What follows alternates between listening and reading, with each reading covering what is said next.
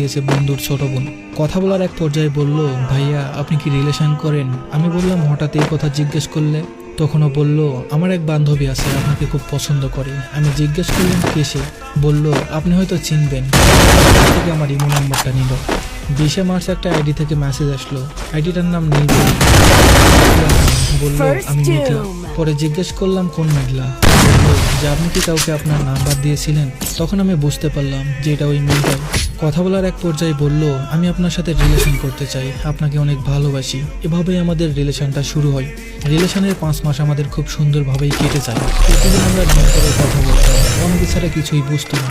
একদিন হঠাৎ আমায় রাতে ফোন দিয়ে কান্না করতে থাকে। জিজ্ঞেস করলাম কি হয়েছে? ও বলল ওর পরিবার নাকি ওকে বিয়ে দেওয়ার জন্য ছেলে দেখতেছে। এই কথাটা শুনে আমার বুকটা কেঁপে ওঠে। আমি কি করব কিছুই বুঝতে পারছিলাম না। ও বলল ওকে নিয়ে পালিয়ে যেতে, রাত অনেক হয়েছিল। আমি ওকে বুঝিয়ে ঘুমাতে বলি, কিন্তু আমার চোখে কোনো ঘুম আসছিল না। কি করব কিছুই বুঝতে পারছিলাম না। আমি ফ্যামিলির বড় সন্তান, আমার একটা দায়িত্ব আছে, আমার ছোট ভাই বোন আছে, আমার উপর আমার মা বাবার অনেক আশা ভরসা আছে। আমি না পারছি ওকে নিয়ে পালিয়ে যেতে, আর না পারছি ওকে হারিয়ে ফেলতে। তো পরের দিন সকাল 10টায় ফোন দিয়ে কান্না করতে করতে একটা কথাই বলে, আমি তোমাকে ছাড়া বাঁচবো না, আমাকে নিয়ে যাও, চলো আমরা পালিয়ে যাই। আমি শুধু তাকে আশা দিয়ে রাখছিলাম যে যাব, কিন্তু আমি তো ফ্যামিলির জন্য পারছিলাম না। 3 দিন পর ওর বড় আপু, তুমি কি মেঘলাকে সত্যি ভালোবাসো?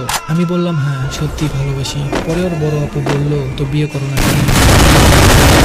আমি বললাম আমি সেটা পারছি না, আমার 2 বছর সময় লাগবে। ওর বোন বলল, আমি চাই তোমরা ভালো থেকো, আমার বোনের কান্না আমি দেখতে পারতেছি না, তুমি শুধু তাকে জানানোর দরকার নেই। যখন তোমার সময় হবে তখন তুমি জানিয়ে দিও। এখানে যত কিছু ভালোবাসার মানুষটা তোমার কাছেই থাকবে সবসময়। আমি অনেক চিন্তা ভাবনা করে পরে আমার কাছে টাকা নেই, কি করবো ভেবে পাচ্ছিলাম না। পরে আমার বন্ধুকে ফোন দিয়ে সবকিছু বললাম। দিনটা ছিল মঙ্গলবার, 3 জুলাই 2023। ঠিক করলাম ওই দিনেই বিয়ে করব, কিন্তু কোনো একটা কারণে সেদিন আর হয়নি। তো পরের দিন সকাল 10টায় বাসা থেকে বের হলাম। দুপুরে মেঘলার বড় আপু, আমার বন্ধু আর বন্ধুর বউকে নিয়ে বিয়েটা সম্পন্ন করলাম। আমার বন্ধুকে কাগজপত্র বললাম, বন্ধু কাগজটা সাবধানে রাখিস।